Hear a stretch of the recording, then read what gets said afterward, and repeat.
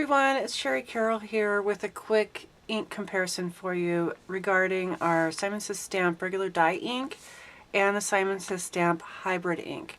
So I'm going to start with the dye ink.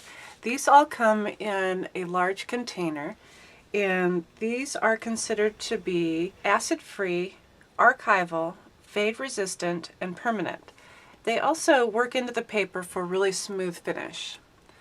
Now the hybrid inks are a little bit different, and they only come in the cubes, and we have them in 4-packs. And they are acid-free, archival, non-fading, permanent. They dry instantly on paper and porous surfaces, but they must be heat set on glossy surfaces and fabrics. So you can use them on fabrics and other types of surfaces.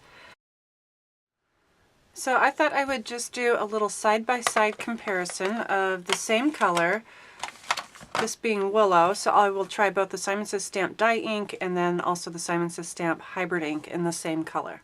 Okay, I'm using my Misty to kind of help me do some stamping. I might do a second layer of stamping, and this helps keep everything positioned.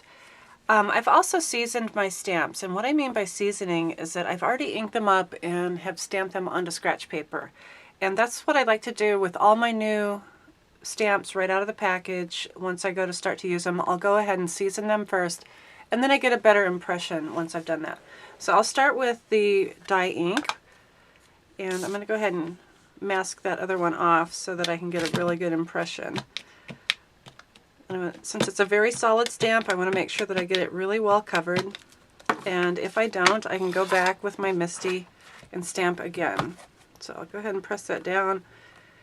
This will give me an idea if I got it all inked or not. Let me go ahead and set that back in there.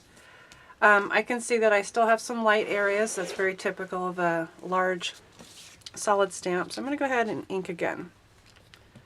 Now, working with this regular dye ink pad, it does soak into the paper, so it works itself in, and then it softens up. So a lot of times you'll see it kind of splotchy looking when you first start.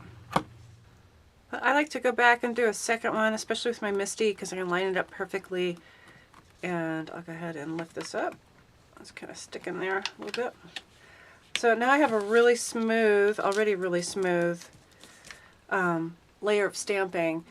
And that's going to even soften up and fill in more once it's dry and sets in. Okay, so for the hybrid, I don't need to mask off the other one because this is a really small ink pad. So they all come in the cubes.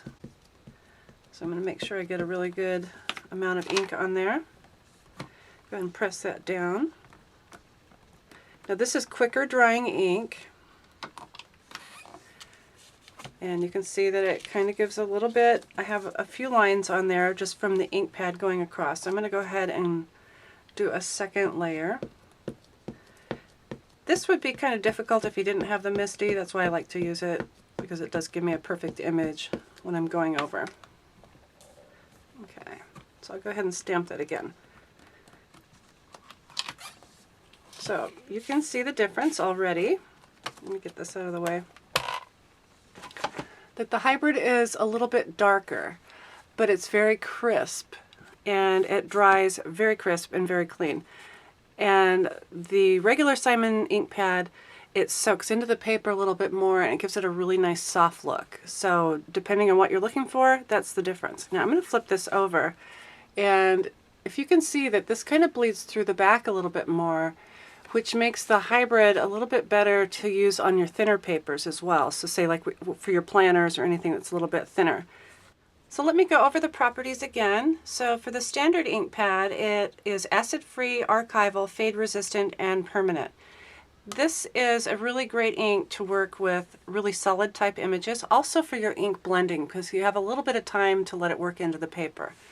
The hybrid is acid-free, archival, non-fading, and permanent, and it dries instantly on paper and porous surfaces. It also must be heat set on glossy surfaces and fabrics. So this is great for like cork and burlap and canvas and fabric and paper, but you can't blend as well with it because it is really quick drying. So I hope I've given you some information on which ink pad to choose for your specific needs. So as always, thanks for watching.